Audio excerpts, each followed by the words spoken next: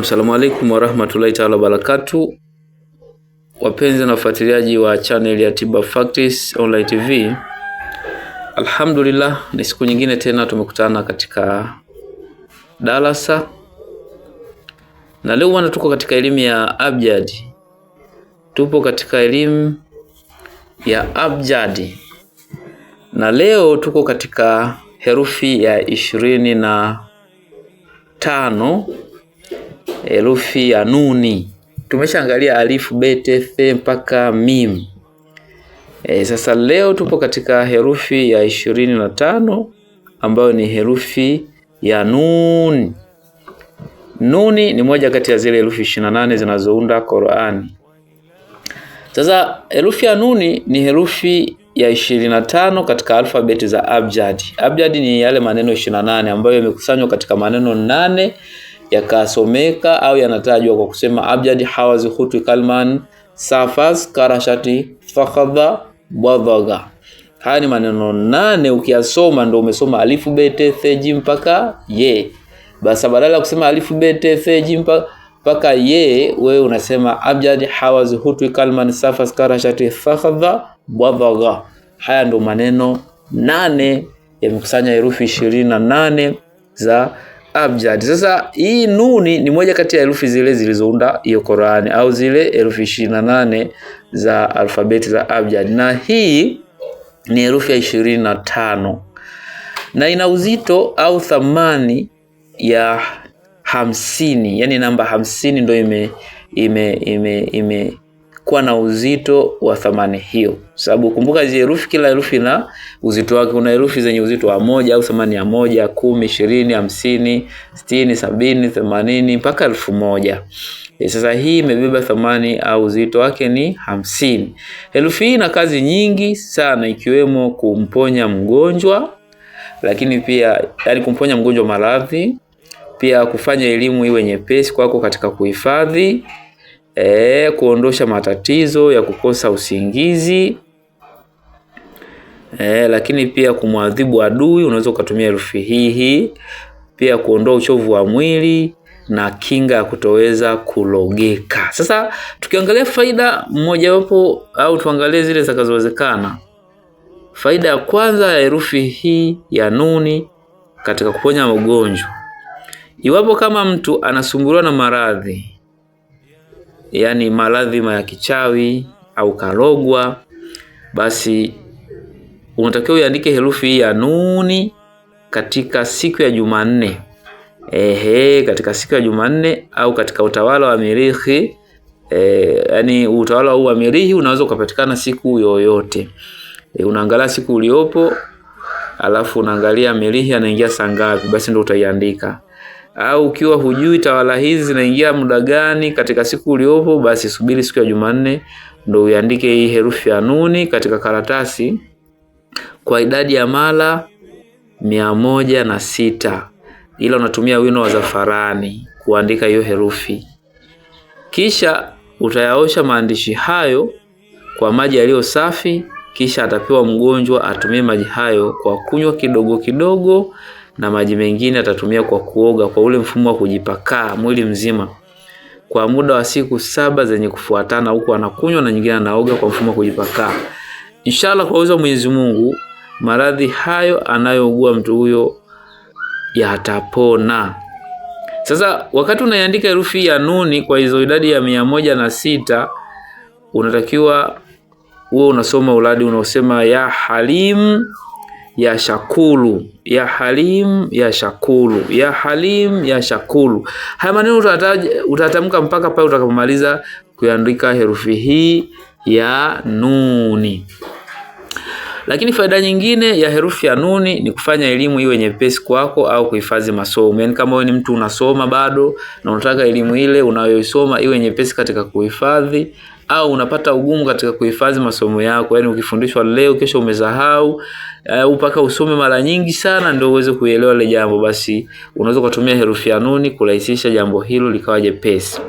Sasa iwapo kama unahitaji elimu iwe nyepesi kwako au kuhifadhi masomo yako kwa wepesi, basi unatakiwa usome herufi ya nuni mara nyingi, na iwe uradi wako wa kila siku. Unaweza kuwa unajitengea kila asubuhi unapoamka unasoma nuni hata idadi ya mara 100, na wingi unaanzia 70 kupanda juu. Kwa hiyo unaweza kujiwekea guarantee. Mimi tamka nuni mara 100 au mara 200 au mara 300, kisha ndio unaendelea na mambo yako. Unafanya hivyo hata asubuhi. Unaitamka mara nyingi na unaifanya kuwa uradi wako. Basi elimu unayoisoma, ima ni elimu ya kisekula, bi maana hizi ni elimu za sekondari, labda shule ya msingi, hizi za kidunia, iwe ni hiyo au ni elimu ya kidini au sheria, basi itakuwa nyepesi kwako. Lakini pia utapata hifadhi nzuri ya elimu hiyo na masomo yako yatahifadhika vizuri. Utakumbuka vitu vingi na utakuwa ni mwenye kuwa na elimu kubwa kwa nuru ya elimu hii ya nuni. Kwa hiyo huu ndo taratibu wa kutumia herufi ya nuni katika kufanya wepesi elimu. Kwa hiyo idadi haipo idadi maalum, lakini wingi wake unaanza na 70. Kwa hiyo unaweza kujiwekea tu maximum, nitakapoamka mimi kabla ya kwenda popote au kabla ya kulala mimi nitatamka herufi ya nuni kwa idadi ya mara 100 au mara 200 au mara 300. Na kumbuka hizi idadi unavyozizidisha ndivyo jambo linakuwa jepesi zaidi. Na unapokuwa unazidogosha basi ndo na hivyo inakuwa thawabu zake au malipo yake yanakuwa machache. Kwa hiyo wewe kadri utakapozidisha kukisirisha ile uradi wako wa nuni mara nyingi, ndivyo utakavyokuwa unairahisisha elimu yako. Lakini pia faida nyingine ya herufi ya nuni ni kuondoa tatizo la kukosa usingizi. Jamani, kuna watu hawalali. Kuna wengine wamelogwa kutokupata usingizi, na kuna wengine ni matatizo tu labda kisaikolojia. Mfano ukiwa na sonona au depression. Depression ni ugonjwa yani unaosababishwa na mawazo yaliyogandamana katika akili ya mtu. Anawaza kwa nini mimi, amewaza yeye hana mtoto, labda hana mume, hana mke, yeye ndo anaugua, yeye kila siku ndo mwenye matatizo. Sasa yale anapojiuliza kwa nini mimi ananitokea haya, anapata depression, ugonjwa ambao utapelekea anaanza kukonda, na si kukonda tu, atakuwa halali usiku. Atajilazimisha halali, lakini usingizi hauji kwa sababu yale mawazo yanakuwa yanamsonga kweli. Kwa hiyo iwapo kama mtu amekosa usingizi au ana tatizo la kukosa usingizi, basi unapendelea kusoma herufi hii ya nuni mara nyingi kila unapomaliza swala ya faradhi. Basi inshallah utapata usingizi mzuri sana. Swala ya faradhi ni zile swala 5 zile za siku, yani subuhi, dhuhuri, asiri, magharibi na isha. Sasa kama wewe hauswaligi au hujabahatika kuwa ni mtu wa kusalisali sana, basi kipindi unaingia kulala pendelea kuisoma herufi hii ya nuni. Unapoingia tu kulala pale isome nuni mara nyingi, irudi utashangaa paka usingizi unakupitia. Miaka 2 iliyopita nilipotoa hichi kitabu cha Abjad, kuna bwana mmoja kutoka Manyara kule, ni mmoja katika wanafunzi wangu walikuwa wanifuatia sana, akasema alipoipata hii elimu akasema mbona mimi sipati usingizi, kwa sababu alikuwa halali. Yani hata akilala analala muda mfupi sana. Usingizi unaweza ukaja nusu saa tu, afu baadaye masaa mengine yote akawa yuko macho, na si kwamba labda ana shughuli zingine za kufanya, yani tu usingizi haupati. Basi alipopata hichi kipengele cha nuni kwamba inaweza ikamsaidia, akawa anaitumia. Anasema sasa hivi nalala vizuri kweli. Sasa wewe unaweza kulala jambo dogo, lakini kwa sababu labda halijawahi kukukuta. Lakini tunavyozungumza hivi, kuna watu ugonjwa wao ni kukosa usingizi halali kabisa, na kuna watu ugonjwa wao ni usingizi, yani muda wote akikaa na sinzia, na wao na tiba yao, lakini sio katika kitabu hichi. Kwa hiyo wewe ni mtu wa usingizi sana, huo ni ugonjwa, au wewe upate usingizi pia, hilo ni tatizo. Kwa kila kitu kinatakiwa ke balance, yani kisizidi wala kisiwe kidogo. Kwa hiyo kama wewe utakuwa una changamoto hii, basi unaweza pendelea kuisoma herufi hii kila baada ya swala ya faradhi, aidha ukawa unapendelea kuisoma unapoingia kulala, au ukafanya yote kwa pamoja, yote ni sawa. Faida nyingine ya herufi ya nuni ni kumwadhibu adui yako. Sasa adui ni mtu aliyekudhulumu au aliyekufanyia hiana, na wewe ukaona sasa mimi nataka na mimi limpate jambo fulani. Jamani, hizi ni herufi hatari, ndio maana watu wengine wanaita herufi za ajabu. Sababu kuna sasa dhuluma unatakiwa uangalie, mimi nimezulumiwa kweli na wala mimi sio chanzo cha kudhulumu kisha ndo nikafanywa hii dhuluma. Kwa sababu na mwingine yeye alianza kuharibu vya watu. Baada ya kuharibu watu wakamfanyia mambo ambayo yeye hakuyapenda, akaona kama ndio imeonewa. Leo ikamuuma, sasa yeye anarudisha kisasi juu ya kisasi wakati yeye ndio amelipo malipo yake. Sasa hiyo dhuluma tunaizungumzia hapa. Na ukifanya hivyo utakuwa umejidhulumu mwenyewe. Dhuluma ni ile mtu wa watu, unaishi vizuri, huna mambo makubwa na watu, huna matatizo na watu, lakini wao ndio wamekufanyia dhuluma ambazo wewe hata haujui wamefanya kwa ajili gani. Iwe kwa sababu ya husuda tu ya maisha ulionayo wewe, au sababu ya upole wako, au kimya wako ndio wanauchukulia kama sehemu ya kukuadhibia. Sasa huyu ndo anaweza kutumia njia hii. Lakini kumbuka, njia hii litampata lile unalolitaka tu. Hii ni kumwadhibu mtu katika jambo unalolitaka wewe. Sasa kama unahitaji kumwadhibu adui yako, kwanza uelewe adui ni nani. Usikurupuke tu kwenda kuadhibu watu. Utaweza kujidhulumu mwenyewe. Yaani ukimwadhibu mtu ambaye hastahili kuadhibika, adhabu ile itakurudia wewe mwenyewe. Hilo ndio unatakiwa ulichukue. Ila kama utakuwa ulianza kudhulumiwa, wewe ukaona nimwachie Mungu, maana kuna ile akwambia fanya lolote, peleka popote, nenda mahakamani, nenda polisi, nenda wapi, haunifanye lolote. Basi wewe ukawa hauna pa kufanya, huna hizo hela za kwenda mahakamani wala polisi. Na kama ulijaribu kufanya hivyo, ukakutana na vikwazo, watu wanahongwa huko pesa, wanamsimamia yule jamaa, inaonekana ndio mwenye haki. Sasa kuna ile maskini ugasema acha ni namwachia Mungu. Sasa ndio tunaizungumzia hapa. Sasa kumwachia Mungu, wewe unaenda kumlilia Mungu kupitia herufi ya nuni kama sehemu ya kumshikisha adabu. Sasa unatakiwa ufanyeje? Unatakiwa uandike, ukitaka kumwadhibu adui yako, unatakiwa uandike herufi hii ya nuni katika usiku wa kuamkia Jumanne.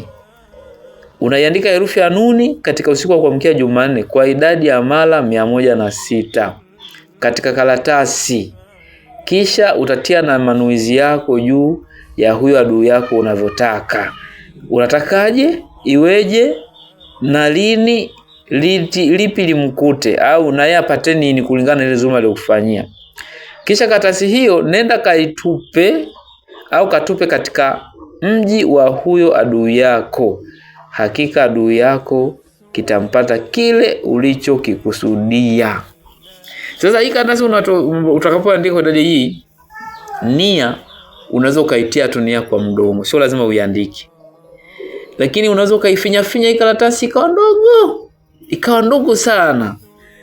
Wengine huwa wanatamani hata kuiloanisha ile itakapokuwa naifinyanga vile kabaki kadogo, alafu unakwenda kutupa katika mji wa huyo ndugu ya huyo mtu unayemkusudia. Lakini hakika hili jambo ni baya.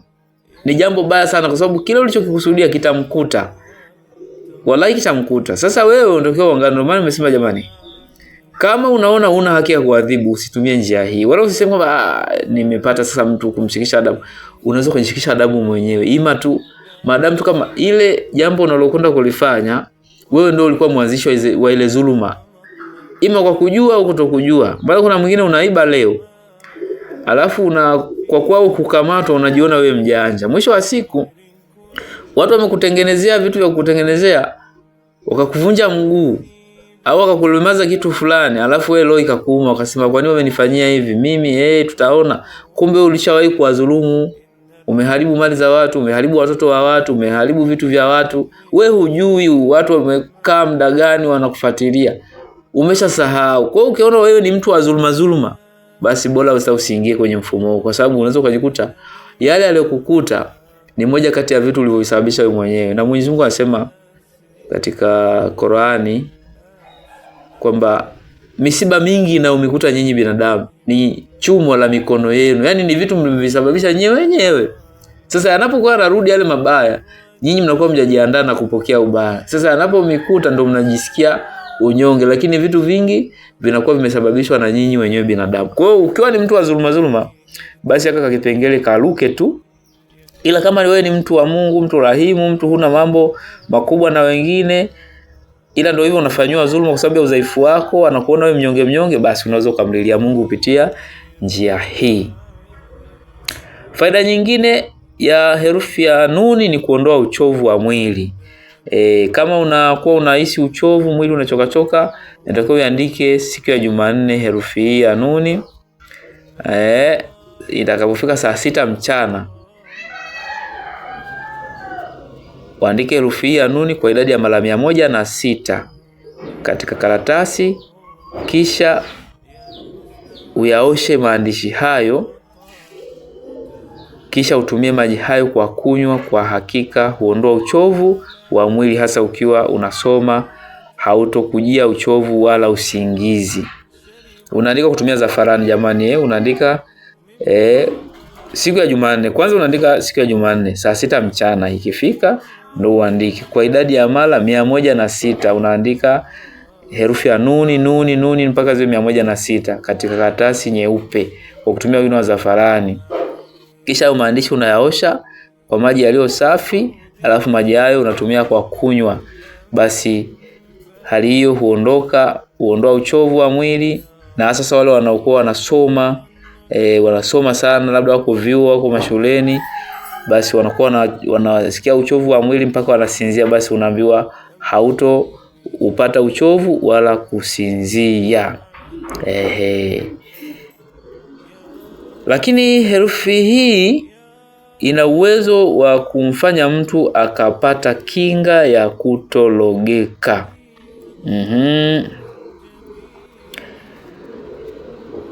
Kupata kinga ya kutoweza kulogeka kupitia herufi ya nuni wafanyeje?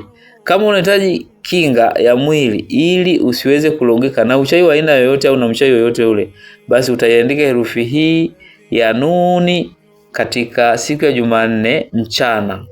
Jumanne mchana utaandika herufi ya nuni kwa idadi ya mara 106. Jamani, hii 106 imerudia mara nyingi. Sasa ni kuangalia kipengele gani kinahusika hapo. Andika mara 106, kisha utakuwa karatasi hiyo unatembea nayo hiyo karatasi kama azma. Azma ni kitu ambacho unakibeba kidogo tu. Kikaratasi unaweza kuweka kwenye pocha au kwenye wallet au kwenye mfuko wako wa suruali. Sasa unatakiwa ukihifadhi sehemu ambapo hakiwezi kachakaa wala kuharibika kwa wepesi. Wengine wanafanya mpaka lamination. Anakifanya lamination, anakiweka kwenye pochi yake, hata kama pochi itaingia na maji hakiharibiki karatasi. Basi ukifanya hivyo ukawa unatembea nacho hicho karatasi, hakika hautoweza kulogeka na uchawi wa aina yoyote, uwe wa kijini, uwe wa kibinadamu, uwe wa kinini.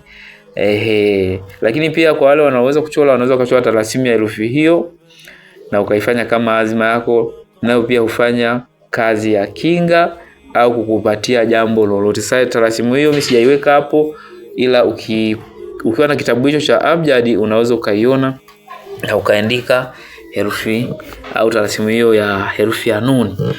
Haya ni miongoni mwa matumizi machache katika mengi ya herufi ya nuni. Unaweza ukatumia lile linalokuhusu na lile ambalo linalokuhusu ukaliacha. Angalizo kwa wale ambao wanataka kumwadhibu adui yao. Jamani, hivi vipengele vya kuadhibu hivi sio vizuri, kwa sababu watu wengi tunafanya makosa hatuyajui. Na hata kama utapotaka kuadhibu mtu, basi fanya kwanza istighfari, kwa sababu huenda yale waliokukuta ni kutokana na makosa yako. Kwa hiyo istighfari itakupunguzia hata ile adhabu itakayokurudia wewe. Lakini sio unakurupuka tu, au mtu anakupigia simu, mimi na tatizo, sijui mimi bwana, nataka kuna ndugu yangu amezulumiwa au amenizulumu, nataka na mimi unilipie kisasi. Mimi mfano dua hizi mimi sizifanyaki kabisa.